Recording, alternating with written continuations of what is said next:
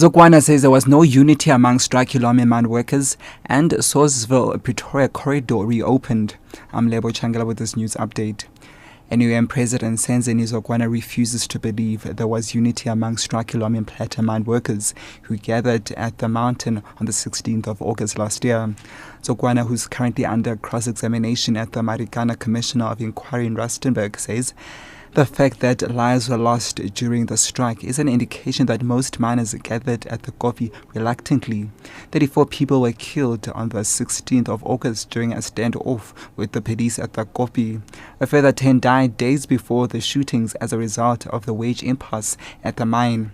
Zokwana had this to say. In the mountain, I doubt if there was brotherhood. If there was brotherhood, it would have been defined by the willingness of everybody on the copy without usage of violence, without people killed mercilessly. That people together say, here we stand, because we're powerful, we're rock drillers, and no production would take place without us.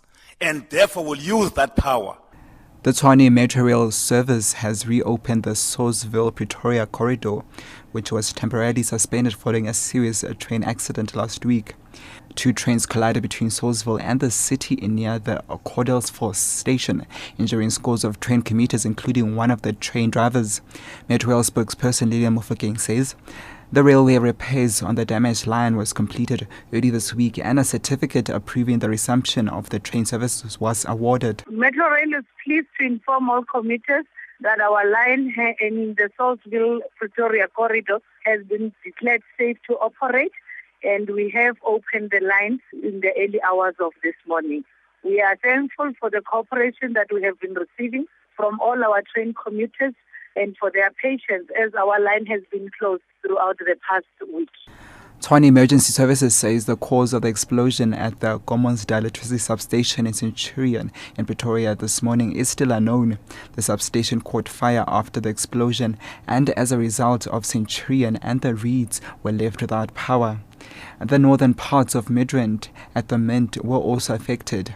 Tshwane Emergency spokesperson Johan Petersen. Tshwane Emergency Service responded to a transformer fire that was reported early morning at about 6:30.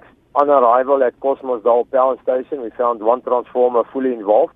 We immediately get our attack lines ready. We had to wait for electricity to make sure that the power was off before we started with extinguishing. After that, we managed to extinguish the fire. It took us about 1 hour. The fire was extinguished and the incident was handed over to electricity to investigate towards the cause of the fire. And more learners from York High School in George in the Southern Cape are expected to appear before a school disciplinary hearing after a grade 8 learner recently sustained serious injuries in a dawn initiation raid. Yesterday, a grade 10 learner was found guilty of his role in the raid and a number of sanctions were meted out. He was suspended for 7 days, told to complete a first aid course, to serve on a first aid panel at the school, complete community service at the hostel and attend counseling. Meanwhile, the condition of 14-year-old Andrew Sola, who was hit with a pillowcase with a shoe inside, has deteriorated. The boy has suffered a setback and has been returned to ICU. Doctors believe he requires more surgery for a blood clot behind an eye.